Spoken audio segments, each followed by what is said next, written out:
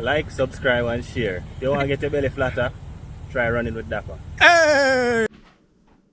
People, guess what? It's running with Dappa again, and I have one more day after this run. 29 days down. So yesterday, I took my first break.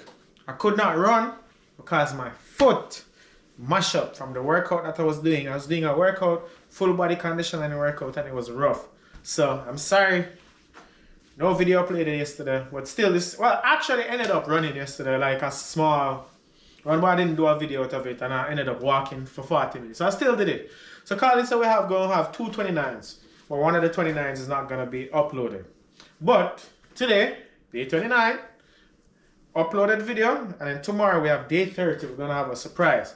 So you know we're there, we have a plant as prop, and we have a little shoes announcement.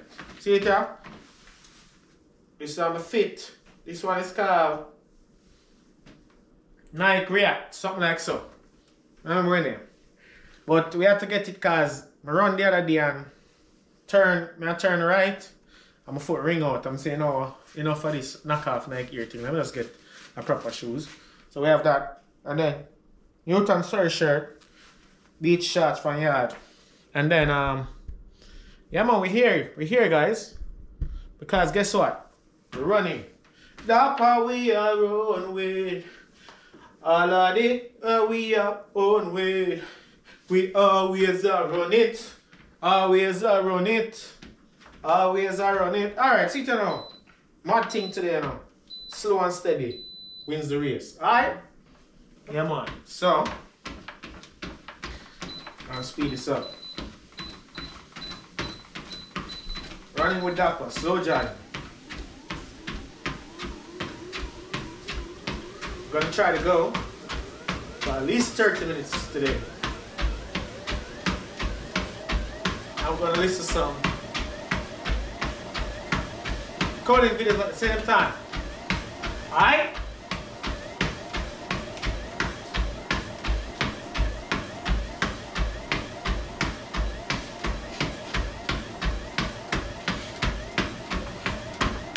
Good thing about an indoor run is that there's no turns. Just straight. Straight. Can you see it down? Boy!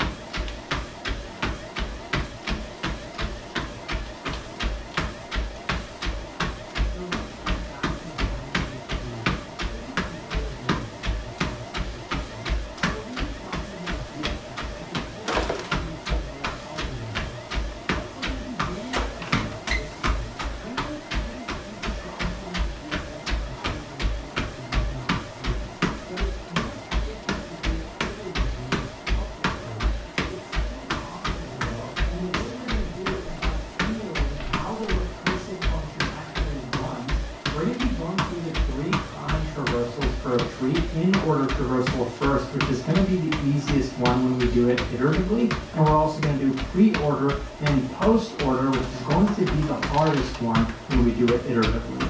So with in-order traversal, we know we're going to start at the root node, and the idea is that we want to traverse the entire left subtree before we traverse this node. When we say traverse, we essentially mean doing some kind of operation on the node.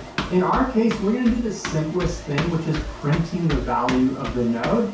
So in this case, we would want to print all the values in the left subtree, and then print the value of the root node, and then print all values in the right subtree. That's the recursive idea. So when we get to the root node, we simply go to the left. We call in-order traversal on the left child. And when we're here, we do the exact same thing. We don't print this node yet. We don't go to the right child. We go to the left child again. And we essentially keep doing this until we can't do it anymore. So here, we're going to try the same thing. Go to the left child. But we see there is not a left child in this case. we reach a null node. What do we do when we reach a null node in the recursive implementation? Well, we simply return, right? So when we return, we're essentially popping back up 829 square. to the Let's go previous tell them someone never node in released the it, but stack. case currently, In this case, but the someone have stack some is feeling the challenge, call stack, the run an recursive incident, function hour. call stack. Oh, We this know one, we you called did this on in order this. traversal on this Can't node call this first, 30. then we called it on this But node, then we called it Yeah. on this node. So Tomorrow when gonna we be 30, pop yeah. up the call stack, we're gonna pop up to this one first, and then this one, and then this one. And when we do this iteratively, we're actually gonna do it the exact same way. So let me draw it out. Let me draw what our stack would look like. In this case, it's not gonna be a call stack. We're actually going to explicitly declare a stack data structure and then use it the exact same way that the Yeah, 'cause I can't recursive find the black. function uses Give it. me. So as we start at the root node, before we print this, we know we have to do the entire left subtree. So Pass we're it. going to save this Pass guy. it. We're going to save it on the stack. So we're going to push 1 onto the stack. Well, not you literally find the this- value the one, remote, but where the was it? node. We that, get one. you know, No, where contains was the this value remote? one, but I'm just drawing one Right. for simplicity. What? here. Normally we would have the tree Okay. node Here, to the stack or a pointer. Bring that closer to me. What, this? This, Sorry. And then here Put we it here. have 4 onto the One stack. to the, no. When we finally got to null, we did not push anything out of the stack. There's no reason to push Return all over there. onto the stack. We simply pop back up. So Touch the we button. pop Touch the button. from our Touch. stack. We saw that we can't Touch the go screen left for the and other right. side. That means it's time to Other side? Other side is here. So You want we it, sir? pop 4 from the stack. Now it's going to, draw Screen out on the this. order that we're printing it down. So we pop Oh. this 4. And after we pop and print this value 4, what does that mean? Well, it means we did We're running up, people. We're running. of 4, which is We're running up, people. in this case. We're running. We're running up, people. Now it's We're time running. to do the entire right subtree before we go Okay. back up to our counter. So essentially, Yes, I'm we're going eating to the fish. move our pointer baby from comes this for node me. to the child node, which is null. So what do we do when we reach null? Well, we simply pop from our stack again. So I'm going to pop this 2 from our stack, print it, and after we pop the 2, we do the exact same thing. We know we did the entire left subtree of 2, we just printed 2, now it's time to do the right subtree of 2, which in this case again is null. So what are we going to do? The exact same thing we just did. We're going to pop from the stack, as long as it's non-empty, of course, which in this case we still have one more value here. So let's pop that back. We print 1, we traverse all of these nodes. Now it's time for us to traverse the right subtree of 1. In this case, it's finally not null. So now we're going to set our pointer to the right child and run DFS on this subtree. So what do we do when we reach a node that's not null? Well, of course, we push it to the stack. We're going to save it for now and first do the left subtree. Only after we do the left subtree can we traverse this node, can we print this node. In this case, the left subtree is null. So that means it's time to once again pop from our stack. Thankfully, it's not empty. If our stack was empty, then we would stop. So in this case, we have one more value here. Pop 3, print it. Every time we pop a node, Wonder we what you simply take our pointer and then shift it to the right child. In this case, the right child is non-null. So what do we do with a non-null node? We simply add it to the stack. And then we go to the left subtree. We have nothing to reverse here. So we pop from the stack, printing the 5. No, we can't. We We can't return it. We go can't. to the right subtree. So our pointer now is at null. What do we do when our pointer is at null? I don't know. We pop from the stack. But now our stack is empty. So if our pointer Hey, is quick. null and the One stack more. is empty, then we Fever. don't have any more Let's nodes see that charger there. left in the tree Can I to take it over? traverse. So that's how you know we can stop the algorithm. So maybe this idea of iterative DFS makes sense to you, using a stack the same way the call stack would work recursively. And believe it or not, the code is actually not super complicated either. So this is what the code for that would Stress look me like. out We have our enough. standard tree node definition, and then we have our in-order traversal. The code is a bit more long than the recursive Yeah, stress implementation me out, of course, friend. but the ideas are Oh my actually the God. same. We're given the root of a tree node, we create our own stack. We set our current pointer equal to the root node, and we continue traversing the tree while our current pointer is non-null or our stack is not empty. If our current pointer is null, that means the current node that we're at is null. But if the stack is not empty, that means there are some recursive calls for us to essentially pop back up to stack. But maybe our stack is actually empty, but we still have some nodes to traverse. That would mean our current pointer is non-null. Then we would execute a couple conditional statements. If the current pointer is non-null, that means we want to traverse this node after we traverse its entire left subtree. So we're going to save this node by pushing it on the stack and then set our current pointer to the left child.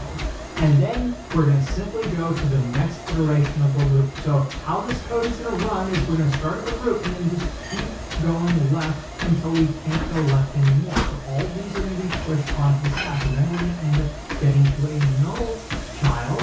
And then the if statement would not execute. We would execute the else case where we of course pop back up to the parent. So we pop a node from our stack, print the value of that node because we know every time we push to the stack, the node is not null. Right? That's pretty clear by these two lines. So when we pop from the stack, we know it's not null. So we're going to, of course, print the value. And then we know we printed that value, and we know we traversed the entire left subtree. So we're going to set our current pointer to the right child. In this case, after printing this guy, the right child would also be null.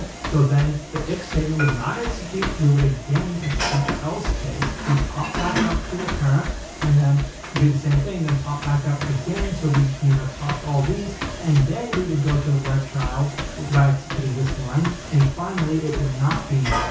So then we would execute the if statement, try going left, push this on the stack, try going left, well it's null, then pop back up, print 3, and then to the right subtree to this line. It can definitely be difficult to wrap your head around this, but as we run the code, we see it's executing the same way that the recursive solution would be executing. And the time complexity and space complexity are also the same. The time complexity is big O n, because we're, of course, traversing all the nodes of the tree. The memory complexity is also big O n, because in the worst case, if we had an imbalanced binary search tree, suppose these nodes didn't exist, and we had one long chain of nodes like that, we would, in the worst case, have to push all of these onto the stack. So that's the worst case time complexity. Though, that being said, a more accurate way of writing out the space complexity would be to say the space complexity is the height of the tree. Because that's really what we're saying here. The height of the tree is really long because we don't have a balanced tree. That's what the space complexity would be. The ideas behind pre-order traversal are also going to be very similar. We're again going to have a stack. We're going to start at the root, but remember, pre-order traversal means that we print or process the current node before we process any of the children nodes. So we process the current node, then we process the entire left subtree, and then we process the entire right subtree. How should we do it then? Well, we know that we don't have to push this guy onto the stack. We're going to print it immediately. So I'm going to print 1, and we're not pushing this onto the stack. We're done processing this node. But we do have to push something to the stack. We know we're going to go and process the left subtree immediately, basically. Do we need to push this onto the stack? Probably not, because we can just go there via a pointer. But we know when this entire left subtree is done, we're going to have to go and print the right subtree. But we're not going to have a pointer from 2 to go to this node. We just don't have that. I guess we could pop back up to the parent if we really wanted to, but we already printed that node. Why would we push it onto the stack? The easiest thing to do, while we still have a pointer to the root node, while we're still at this node, we should push this guy onto the stack and then shift our pointer to the left child. So that's exactly what we're going to do. We're going to add 3 to the stack and then move our pointer to the left child 2. Now we're at 2, we're going to print 2, so we print it, then of course we want to go to the left child, but before we do that we should take its right child and push it to the stack. Well, the right child is null in this case, so there's no need to push it to the stack, because we know we would want to print 2, then print its left subtree, and then print its right subtree before we go to this subtree, but 2 does not even have a right subtree, so there's no reason to do that. We move our pointer from 2 to be the 4, and then we can print 4, and then we see its right subtree is empty. We don't need to push anything to the stack. We printed this, so I'm going to cross it out, and we printed this. Now we're going to take our pointer and then set it to the left child of 4, but now the pointer is at null. What do we do when our pointer is at null? It's the first time it's happening for us in this case. Well, you guessed it, we're going to pop from the stack. We did all of these nodes, now it's time to traverse this guy. It's the reason we're pushing this onto the stack in the first place. Because from down here, we definitely don't have access to this node, but recursively, this is the exact same thing that would happen anyway. So we pop 3, and now we're at a node. As soon as we visit a node, we want to print it, so we're going to print 3. We're going to pick its right child, which is not null in this case, push it onto the stack, and then go to its left child, which now is null. So when we reach a null pointer, we again pop from the stack. And now we're at 5, then we can go ahead and print 5. So that's the pre-order traversal. It's pretty similar to the in-order traversal, just a slightly different order, I guess, in the way that we're pushing to the stack. Let's take a look at the code. So with pre-order, we again have our stack. We initialize our current pointer to the root again. Our loop executes the same way while our current pointer is not null and our stack is not empty. We're going to be traversing the tree. If our current pointer is not null, when we start the root, for example, we're going to print that node. If the right child is not null, we're going to push that right child onto the stack. But we're not going to process it immediately. We're going to shift our pointer to the left child first. We're going to process the left subtree first. And we're going to keep doing that until we, of course, get the null, in which case our current pointer is going to be null, and then we're going to pop from the stack. So after traversing all these, we would pop up to this guy that we pushed to the stack in the first place.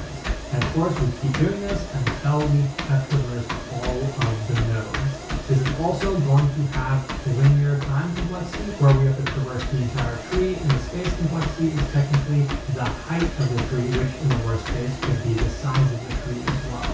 Now, post order is a bit more complicated. We actually will need 2 stacks to implement this. And technically we don't need 2 stacks. There is a variation to do it without 2 stacks, but that one goes in reverse post-order traversal and then reverses the output, which I don't think is technically correct. So the most correct way to do this is 2 stacks. Let me show you why we need 2 stacks first though. We get to the root node. We know with post-order, we want to traverse this node last. We want to traverse the entire left subtree and then the entire right subtree and then traverse this node. If you try to do it with a single stack, what you're going to find is there's no good way to do it. We end up visiting the same node multiple times. Let me show you what I mean. We're at this node. We don't want to process it yet, so what can we do? We can add 1 to the stack. We know we want to go left first, but we also know eventually we're going to need to traverse 3 as well. So we're going to push 3 onto the stack as well, and then we're going to move down to 2. And this is the correct order that the values should be added to the stack, because we know we want to process 3 before we process the root node. That's the idea behind post-order traversal. Now when we get to 2, we want to do the same thing. Push 2 onto the stack and its right child, well, it doesn't have a right child, and then we get to 4. Do the same thing, push 4 onto the stack, then we get to null. Now we can start popping. We pop 4, we can print 4. Should we add the right child at 4? No, because remember, as we were going through every node, we were already adding the right child to the stack. And then we can pop 2, and then we can pop 3. This is so far in the correct order, but now we're going to end up popping 1. How come we can't get to this 5? Well, it's because sometimes when we pop a node, we want to add its right child, but sometimes when we pop a node, we don't want to add its right child. For example, when we pop 1, we definitely don't want to re-add the right child to the stack. So that's where the visit comes in. The first time we add a node to the stack, we're going to mark it as false. It's not been visited yet. The second time we add it to the stack, we're going to mark it with true. It has been visited. The second time we pop it from the stack is when we're going to print the value. So the way this is going to work, actually, we're going to first initialize our stack with the root node 1 and mark it as false. It hasn't been visited yet. So then we're going to pop 1 from the stack. Since 1 hasn't been visited, it was marked with false, what we're going to do is add its children to the stack and then add 1 to the stack again. The order that we add the children process the left subtree before we process the right subtree. So what we're going to do is first add 3 to the stack and then add 2 to the stack. And we're going to mark these as false. I'm just going to put an F for false here. And also, let's not forget to add 1 to the stack. Because after we process the two children, we also want to process the original root, which is 1. We're going to mark it with a T though, which has already been visited. But before we add the children, we're actually going to add 1 to the stack again. This time though, we're going to mark it with a T for true because it's already been visited. And then we're going to add the children. The order I'm gonna get the one on top. matters though, because we want to pop 2 before we pop 3. So first we're going to add 2. Now we can space complexity is technically the height of the tree, which in the worst case could be the size of the tree as well. Now post order is a bit more complicated. We actually will need 2 stacks to implement this. And technically we don't need 2 stacks. There is a variation to do it without 2 stacks, but that one goes in reverse post order traversal and then reverses the output, which I don't think is technically correct. So the most correct way to do this is 2 stacks. Let me show you why we need 2 stacks first though. We get to the root node. We know with post order, we want to traverse this node last. We want to traverse the entire left subtree and then the entire right subtree and then traverse this node. If you try to do it with a single stack, what you're going to find is there's no good way to do it. We end up visiting the same node multiple times. Let me show you what I mean.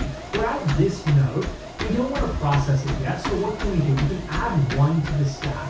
We know we want to go left first, but we also know eventually we're going to need to traverse 3 as well. So we're going to push 3 onto the stack as well, and then we're going to move down to 2. And this is the correct order that the values should be added to the stack, because we know we want to process 3 before we process the root node. That's the idea behind post order traversal. Now when we get to 2, we want to do the same thing. Push 2 onto the stack and its right child, or it doesn't have a right child, and then we get to 4. Do the same thing, push 4 onto the stack, then we get to null. Now we can start popping. We pop 4, we can print 4. Should we add the right child of 4? No, because remember, as we were going through every node, we were already adding the right child to the stack. And then we can pop 2, and then we can pop 3. This is so far in the correct order, but now we're going to end up popping 1. How come we can't get to this 5? Well, it's because sometimes when we pop a node, we want to add its right child, but sometimes when we pop a node, we don't want to add its right child. For example, when we pop 1, we definitely don't want to re-add the right child to the stack. So that's where the visit comes in. The first time we add a node to the stack, we're going to mark it as false. It's not been visited yet. The second time we add it to the stack, we're going to mark it with true. It has been visited. The second time we pop it from the stack is when we're going to print the value. So the way this is going to work, actually, we're going to first initialize our stack with the root node 1 and mark it as false. It hasn't been visited yet. So then we're going to pop 1 from the stack. Since 1 hasn't been visited, it was marked as false. What we're going to do is add its children to the stack and then add 1 to the stack again. The order that we add the children in matters because we know we want to do this in post order traversal. So we want to process the left subtree before we process the right subtree. So what we're going to do is first add 3 to the stack and then add 2 to the stack.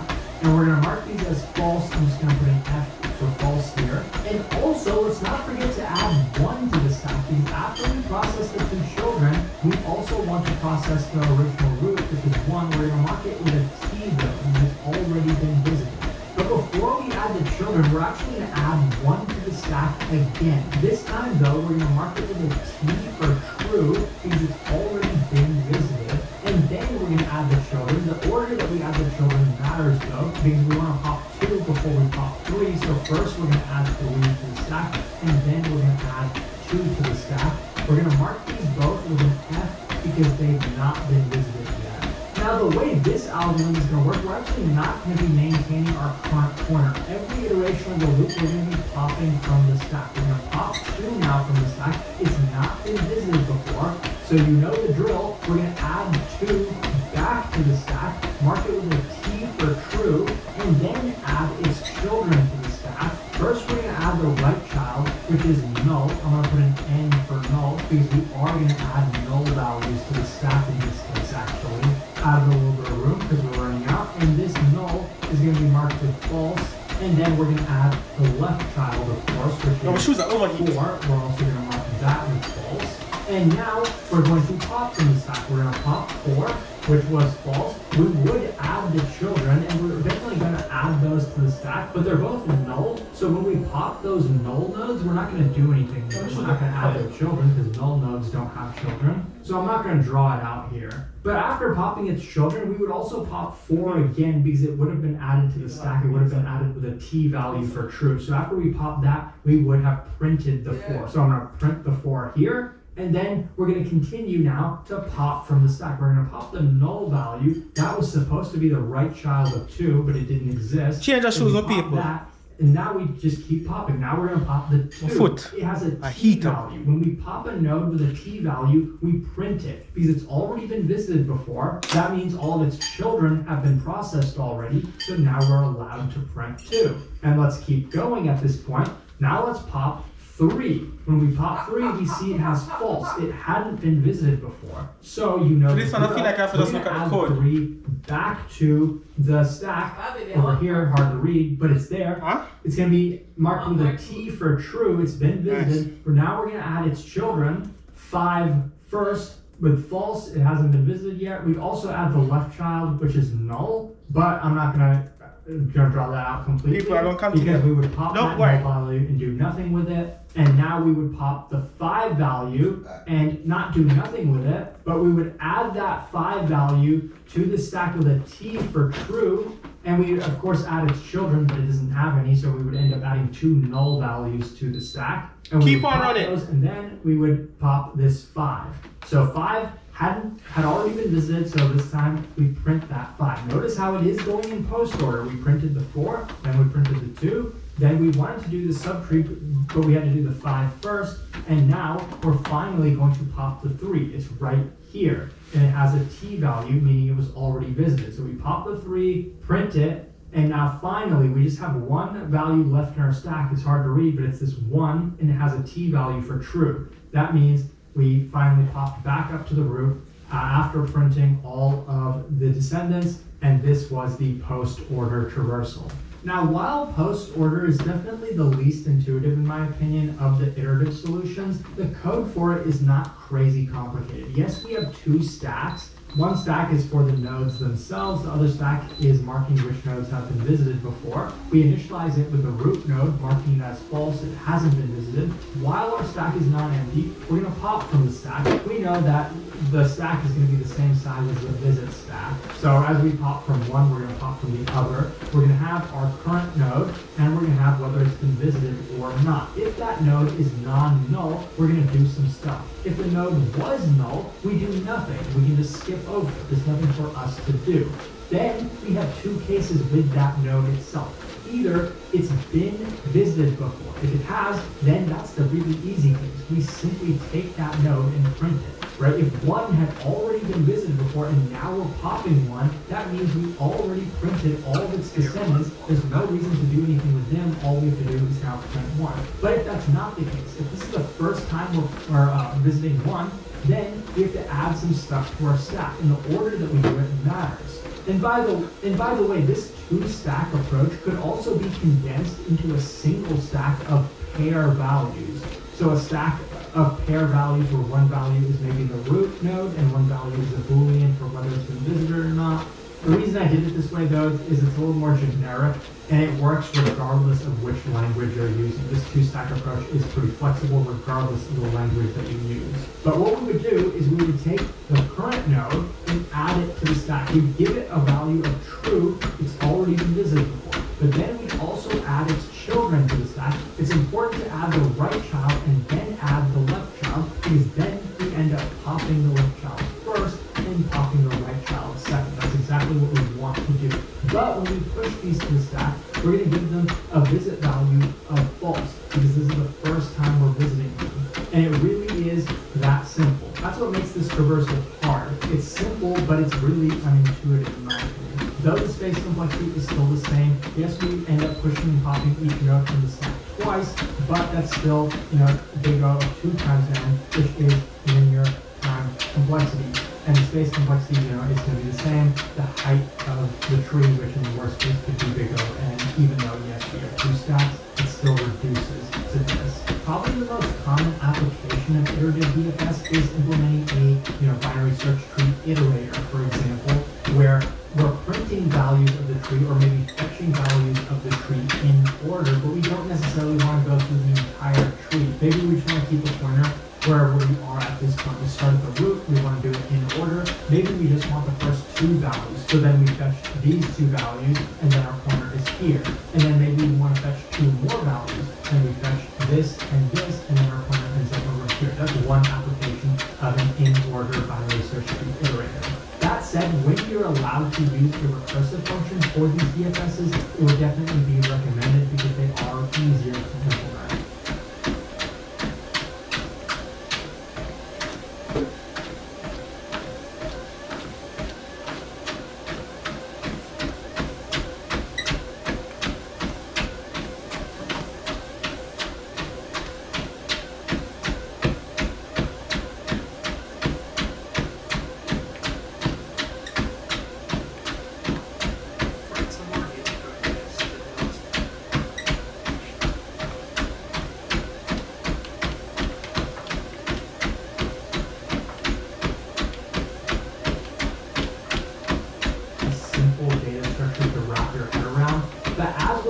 Data structures, practice makes perfect.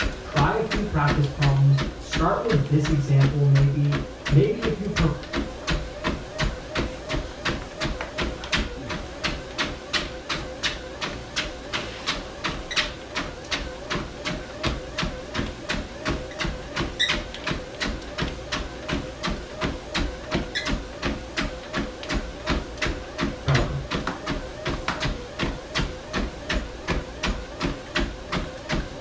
When you're solving heap problems, what can be better than one heap? Well, sometimes two heaps is required to find the optimal solution. And this is the pattern we're going to be talking about now. It can commonly be applied when you're talking about medians. So if you figure out what a median is, basically if you took a set of numbers, to find the median is basically to find the middle value when those numbers are sorted. So, for example, if we were given an array like this one and we wanted to find the median, well, the easiest way would be to take this array and sort it so it would look something like this. And then to find the median would be basically to go to the middle index. Since our array in this case is of odd length, we would just calculate the middle index and go to it. So in this case, our median would be 4. But maybe if we had an even number of values, then our middle index would actually be 2 different indices. So these 2, and then to calculate the median of an even set of numbers, since there isn't a middle value, we basically take the 2 middle values, in this case 3 plus 4, and then divide that by 2. So our median in this case would be a decimal 3.5. And if you're given an unsorted input array, you can't really do much better than that. In the worst case, the time complexity of this solution, because we're sorting, is going to be big O of n log n. You can't really do any better than that if the input is unsorted. Maybe if we were already given a sorted input, we could basically solve the problem in constant time. Actually, we would just have to get the middle indices and then, return the result. So it's all about sorting in this case. But what if we're actually given an even more complicated problem? What if instead of being given all the numbers up front, we're actually given a stream of values? So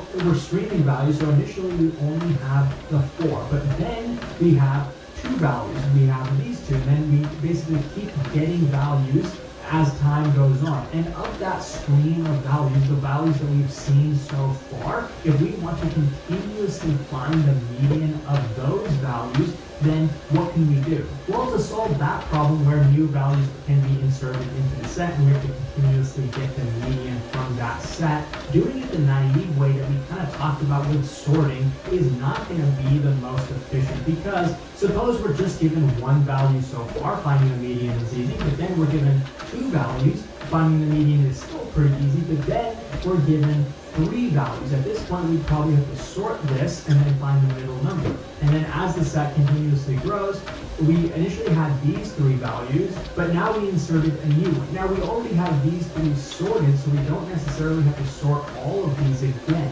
But we had these values, now we're inserting a new value, but we probably don't want to just insert it at the end. We want to insert it in a sorted order. We want to maintain the sorted order of our set of values as we continuously add a new value. So to insert a new value in this case is going to be a big O of n time operation. But getting the median is going to be pretty easy because when we already have a sorted array, getting the median from that is a constant time operation. This is not a terrible solution because our get median is pretty efficient, but as we continuously insert values, it's going to be expensive. I mean, what if we don't have to get the median very frequently? What if we're actually running insert a lot more? What if we have a really, really big set of values? Then this is not super efficient at all. If our set grows to a size of n, having to insert each value in sorted order would have made the total time complexity just of inserting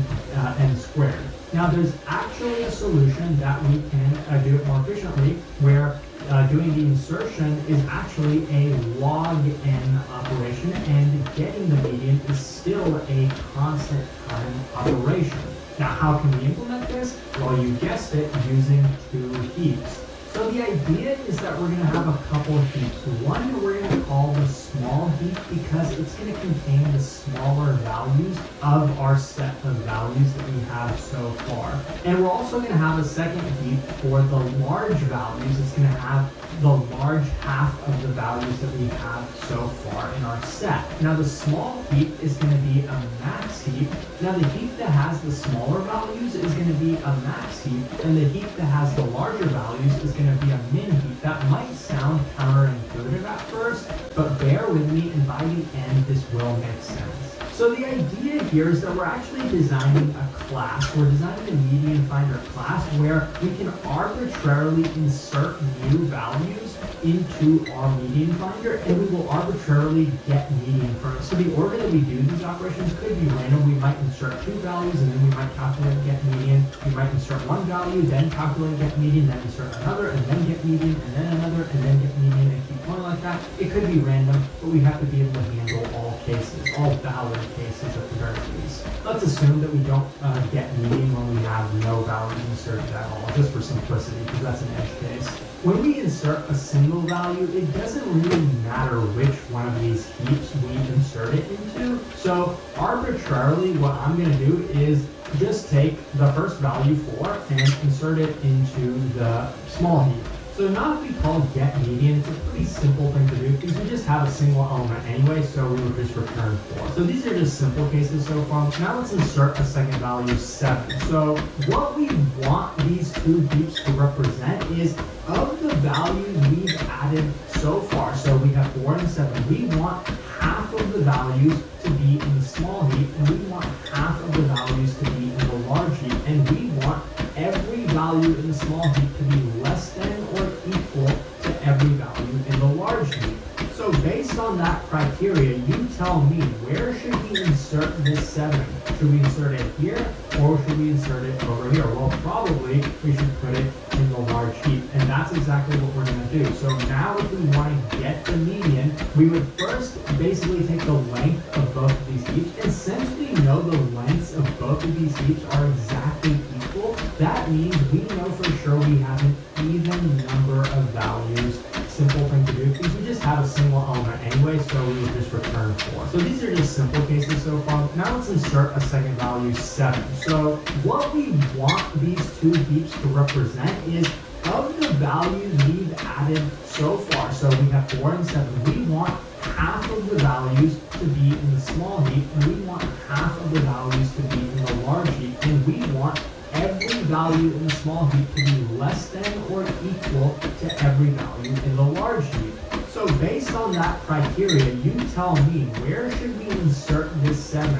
Should we insert it here, or should we insert it over here? Well, probably we should put it in the large heap, and that's exactly what we're going to do. So now if we want to get the median, we would first basically take the length of both of these heaps, and since we know the lengths of both of these heaps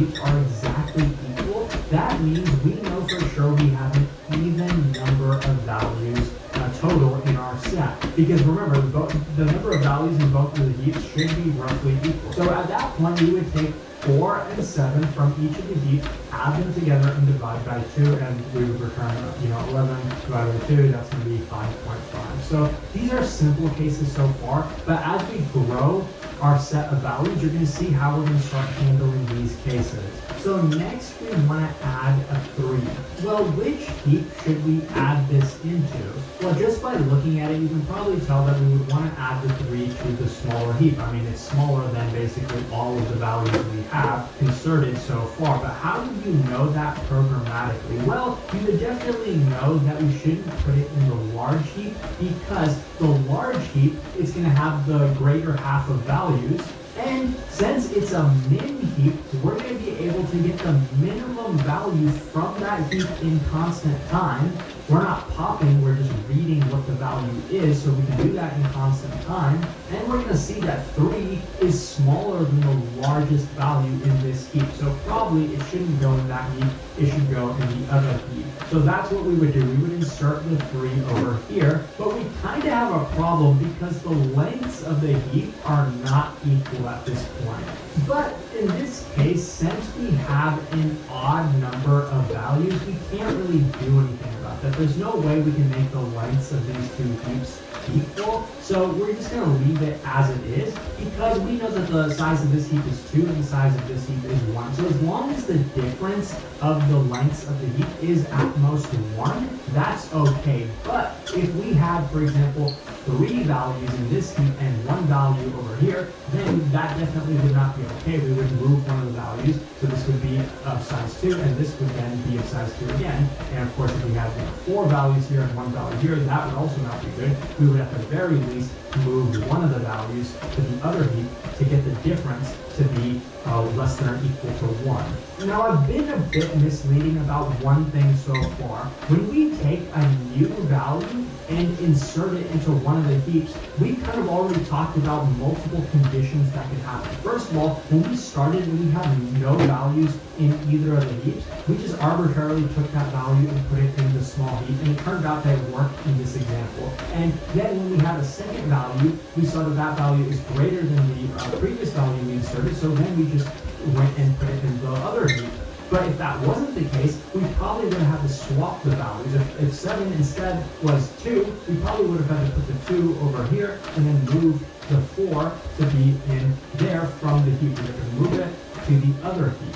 And now that we're inserting a new value, 3, and both of the heaps are non-empty, we kind of have to compare what's values here, what values over there. Is this a big value? Is it a small value? So you can see that there's going to be a few conditionals that we'll have to write to know which heap to insert a value into. There's an easier way to do it. So in this case, the simplest way to do it is just to take every time we have a new value, just put it in the small heap every single time. Now, we don't know for sure that that's the correct thing to do, but we're going to start out by doing that. But after we perform that operation, we want to verify 2 things. We want to verify that all values in this heap are less than or equal to all values in that heap. What's an easy way we can do that? Well, we're just going to take the max value from this heap. So good thing this is a max heap. We're going to take the max value of our small values and make sure that that value, in this case is 3, is less than or equal to the smallest value in the large heap, which in this case is 7. Since that's confirmed, since this is the case, we don't have to do anything. At least we know all these values are less than or equal to these values. But we don't necessarily know that the sizes are equal, so we actually have to check that as well. We have to check the length of this heap, which is 2, and the length of this heap, which is 1. We have to make sure that the lengths don't differ by more than 1. If they did, for example, if this one was 3 and this one was 1, so this has extra values and this one has less values, then we would take a value from this heap and push it into this heap. How can we do that? Well, which value would we want to pop from here? Probably the largest value, right? We wouldn't want to pop a small value. And good thing, this is a max heap, so we can do that in log n time. We can take the max value, pop it, and then push it into the other heap, and that is also a log n operation. If the opposite was the case, maybe we just had 1 value in this heap and we had 3 values in this heap, we would probably want to take a value from here and then push it over there. Since these are large values, these are small values, we would want to take the minimum value from this heap and then push it to the small heap. Good thing this is a min heap, so we can do that efficiently. So that's the easiest way to make sure that these heaps are basically following the properties that we have set for them. And now if we wanted to calculate the median, because we know that the heaps are roughly equal, these values have the small values, these values have the large values, how do we get the median at this point? Well, since we know this heap is larger, we know that the median is going to be in this heap because we technically haven't sorted all these values, but we have a sorted property.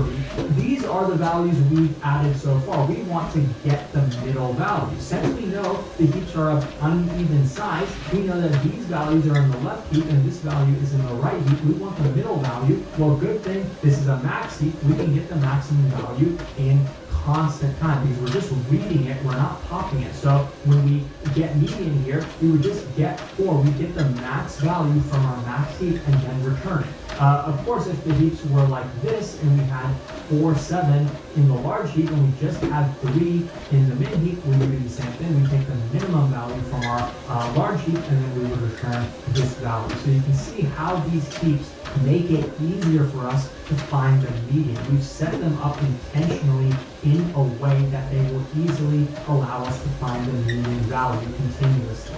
Now let's look at the case where we have an even number of values by taking this 5 and inserting it. And I'm going to insert it in the way that I talked about. So we're arbitrarily going to put the 5 here. We're going to put it in the small heap. But now we see that the small heap has 3 values and the large heap has 1 value. So we want to pop from here.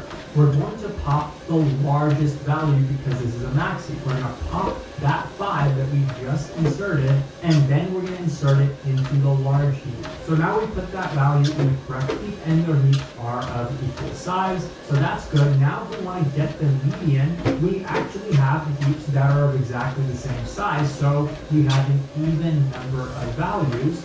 So how do we calculate the median then? Well, we're going to read the max value from our small heap. We want, let's say this is our set of values at this point in sorted order. These are the values in our left heap, and these are the values in our right heap. We want to take the 2 middle values, add them together, and divide by 2. Well, good thing, from our max heap, we can get the max value in constant time, that's this 4. We can get the smallest value from our large heap in constant time, that's this 5. Add them together, divide by 2, we get 9 divided by 2, that's going to be 4.5. So we can do this pretty efficiently. The get median is always going to be a constant time operation because we're setting up the heaps in that way so that we can basically guarantee that. Now lastly, let's just look what would happen if we took this 1 and added it. We're going to arbitrarily insert it into the small heap. It turns out that that's the correct thing to do because now we're going to read the largest value from here, which is 4, verify that 4 is less than or equal to the 5 over here.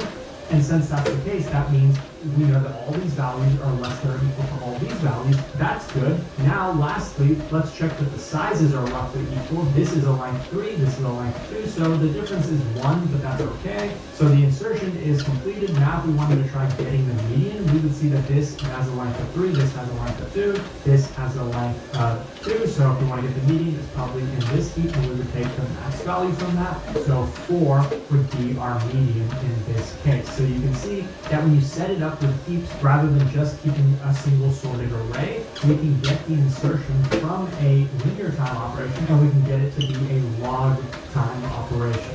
So this is what the code for that would look like, at least in Python, but most of these ideas can be extended. So our constructor will basically initialize 2 heaps, just like I talked about, a small heap and a large heap. In Python, that's essentially an array, and then we can run heap operations using the heap class. But of course, it's going to be different in other languages. Now, the 2 operations that we're supporting are insert and get median. You can see the bulk of the work is in the insert operation. That's also the operation that runs in log n time, because when we get a value, when we insert a number, we're arbitrarily going to push it to the max heap and only swap if needed. So we're going to take that value and insert it into the small heap. So this is that value. Now the thing about Python, this isn't true for most languages, but Python does not have a max heap by default. So a way to get around that actually is when you're inserting a value to actually take that number and multiply it by -1. This will turn that heap into a max heap. You can apply the same technique in other languages if you want to, if that language doesn't support max heap. Basically, if we were adding a value of 3 and 2, and these are our two values we're adding to our max heap, but this is actually implemented with a min heap. What we wanted to simulate what a max heap would do, we would take these numbers and actually multiply them by -1. So now we have -3 and -2. So now if we pop from the heap, we're going to end up popping the -3, which is what a max heap would have done. A max heap would have popped the 3 instead of the 2. So in this case, we're popping the -3. But since we know we multiplied the value by -1, we're going to have to multiply it by -1 when we pop from it again to counteract that effect. So when we pop from it, we get rid of the negative and we have a 3. So that's how we can simulate a max heap using a min heap. But moving on to the main concepts here, after we push to the max heap, we want to make sure that none of the properties of our two heaps have been violated. The first thing we want to check is that this value was inserted into the correct heap. How we can check that is first by making sure that both of the heaps are non-empty, because if one of the heaps is empty, then we can't really compare the two heaps. But if they're both non-empty, then we're going to take the root value from the max heap and the root value from the min heap and compare them.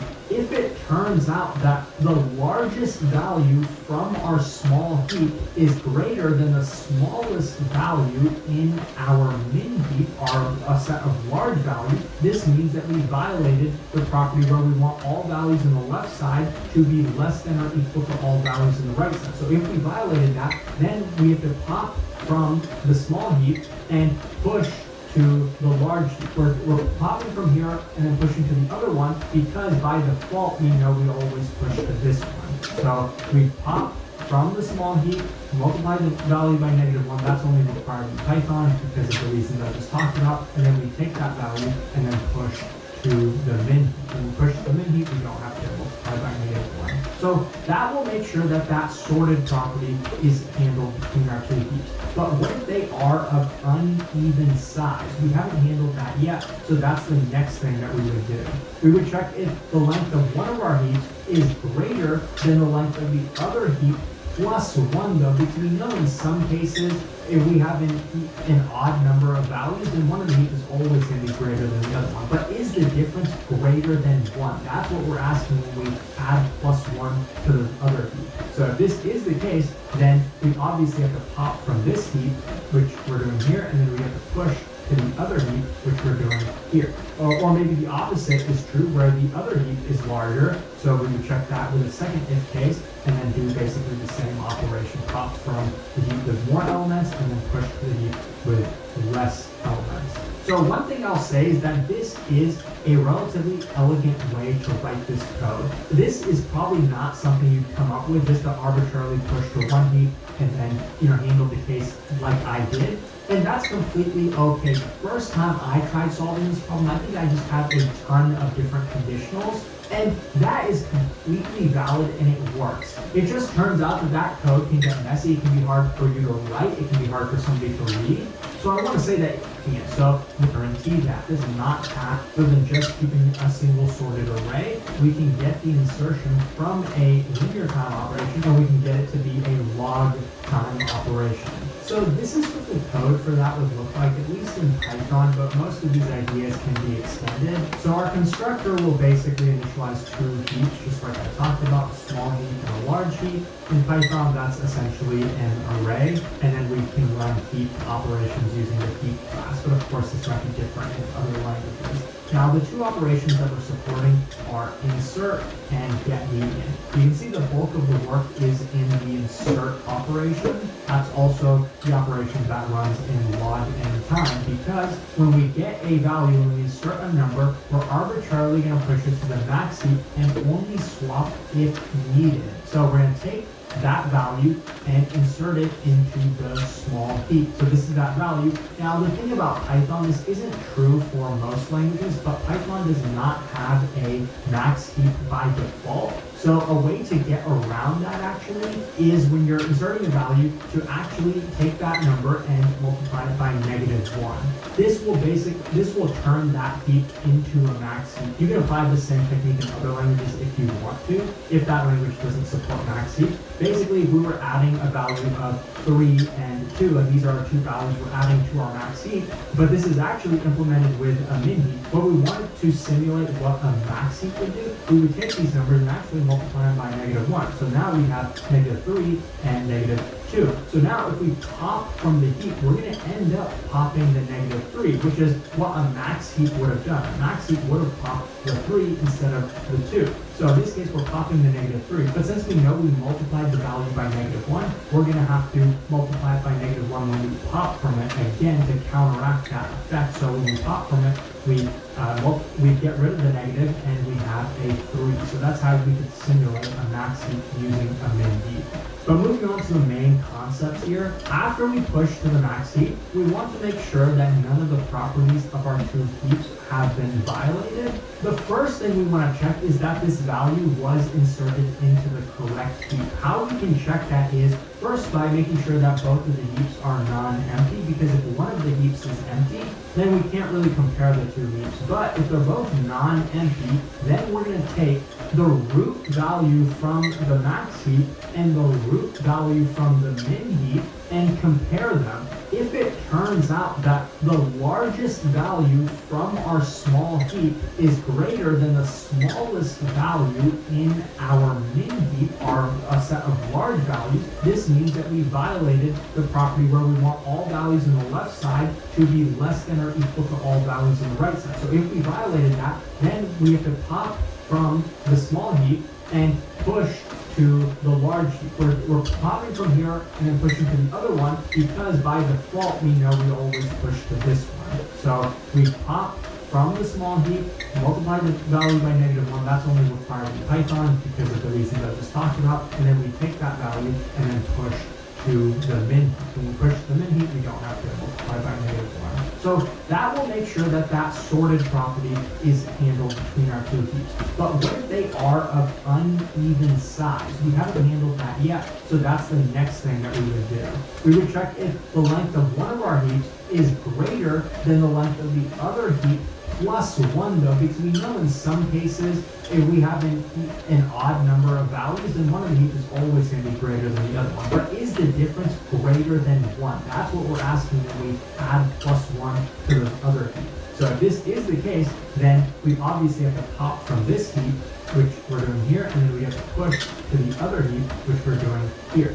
Or maybe the opposite is true, where the other heap is larger. So we would check that with a second if case, and then do basically the same operation. Pop from the heap with more elements, and then push to the heap with less elements. So one thing I'll say is that this is a relatively elegant way to write this code. This is probably not something you'd come up with just to arbitrarily push to one heap and then, handle the case like I did.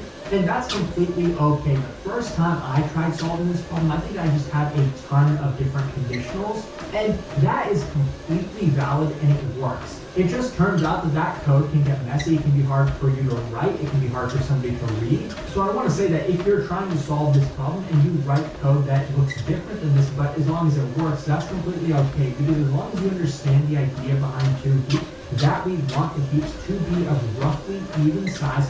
So that's the next 3. So that's how we can simulate a map from the min heap into the other one, because by default we know we always push to this one. So we pop from the small heap, multiply the value by -1, that's only required in Python because of the reasons I just talked about, and then we take that value and then push to the min heap. When we push to the min heap, we don't have to multiply by -1. So that will make sure that that sorted property is handled between our two heaps. But what if they are of uneven size? We haven't handled that yet, so that's the next thing that we would do.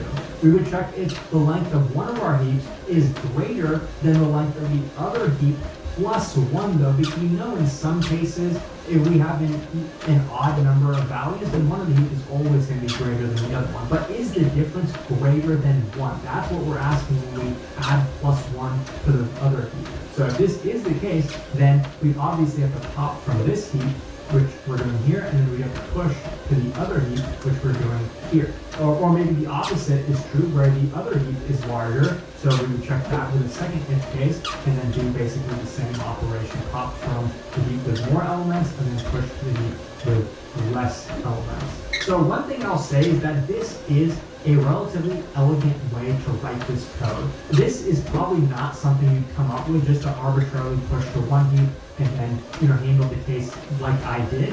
And that's completely okay. The first time I tried solving this problem, I think I just had a ton of different conditionals, and that is completely valid and it works. It just turns out that code can get messy. It can be hard for you to write. It can be hard for somebody to read. So I want to say that if you're trying to solve this problem and you write code that looks different than this, but as long as it works, that's completely okay, because as long as you understand the idea behind two heaps, that we want the heaps to be of roughly even size. We want one of the heaps to have values that are less than or equal to the other heap. That's what's important. These concepts that we're talking about are important. If your code isn't perfectly elegant, that's okay. If you have a few extra lines of code, that's okay. The concepts is what you should be focusing on. Now, for getting the median, this is the easy part. This is the part which we can do in constant time. We're going to first check, do we have an odd number of values? In other words, is one of our heaps larger than the other? Because we know the heaps should be of equal size, unless, of course, we have an odd number of values. So is the small heap larger than the other heap? If that's the case, we're just going to take the max value from that heap and return it. Of course, we're multiplying by -1, but that's only a Python thing. The other case is if the other heap is larger, then we take the value, the root value from that heap, the smallest value, and then return that. But if we have an even number of elements, then we know we actually have to calculate the average between two elements, the two middle values. So we would take the root value of this heap and the root value of that heap, add them together, and divide by 2, and then return that. So admittedly, this might not be a pattern that you'd come up with on your own. Like, if you had never heard about this pattern, you would probably not be able to solve problems requiring it. But as you practice it, and now that you've been introduced to it, it's definitely something that can come up in interviews, and having seen it before can definitely make a difference in being able to solve a problem optimally. But just seeing this pattern in action is not enough. I highly recommend practicing it for yourself, even if you have to practice, this problem that we just talked about. Now that you've seen a possible solution, try solving it on your own. Maybe come up with your own way to solve the insert function, even if it requires more code.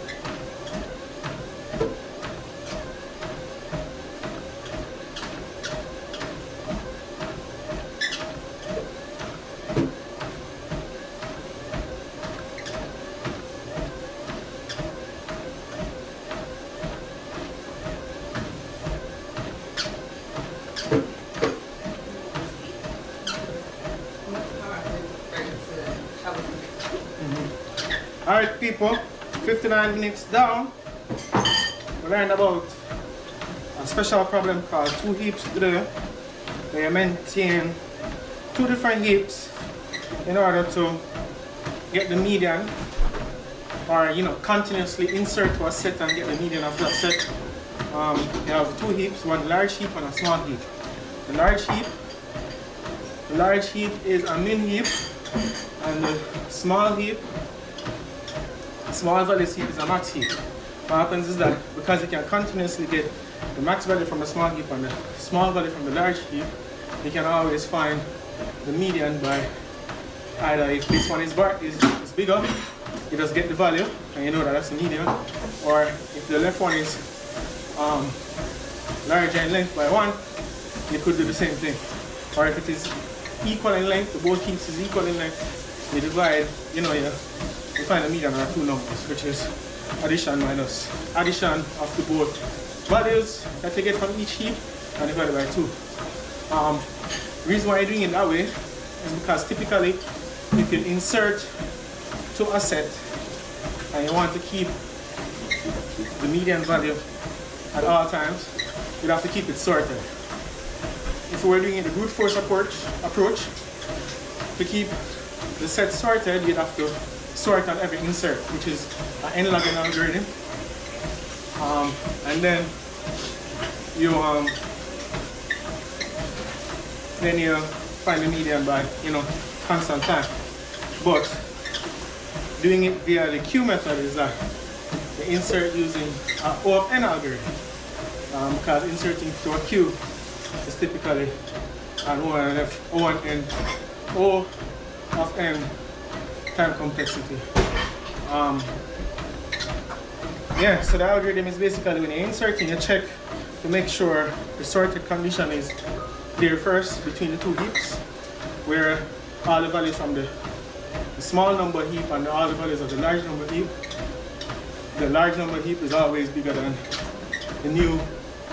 You add the number to the small heap first, and then always make sure that all the values inside the small heap is bigger in size, or it's smaller in size than the ones in the large heap. I messed that up.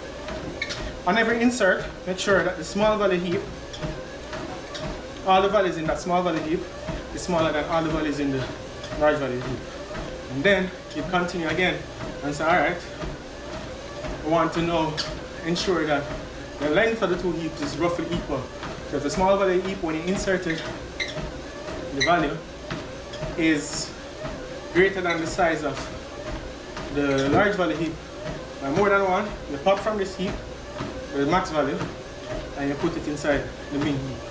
Else, if the large value heap is greater than the length of the small value heap by more than 1, you pop from this heap, which is the min value from that heap, and put it in this heap. So that will become the new max value. What next? So if you want to actually get the median based on those insertions that you have an insertion method, and you're keeping it with that principle of, hey, either it's sorted, or the two heaps are sorted roughly, or the other condition, which is the length condition, is also satisfied. Then you can get the median by checking the length of the two heaps. If the left one is larger, then you just pop from the left, and that's the median value, which is the max value of the smaller half of the set. Or if the larger heap, the large value heap, is greater than the smaller value heap in terms of the length, but then you just pop from the max value heap, or sorry, the large numbers heap, which is a min heap. Or if none of those conditions are satisfied, which is that it's equal, you pop from both, you add the values, and you divide it by 2, and then that's the median value. So that is how you get the median. Anyways, big up on yourself. Thank you for watching. This is day 29 of Running with Dappa. Running with Dappa. Yeah man, so you don't know, tomorrow is day 30, final day. Make sure you come with your champagne to gain all the weight that you run off. I'm joking still, it's not about a weight thing, it's just about health and accountability. Alright? So yeah man, big up on yourself. Big up yourselves. Or for the foreigners, hello. Good job. Alright, big up. Take care y'all. You don't know, keeping it busy, keeping it jiggy. It's amazing. Alright?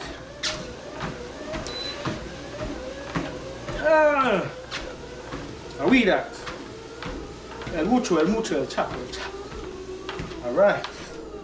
Woyoy. GoPro, stop recording. Woyoy, tired out.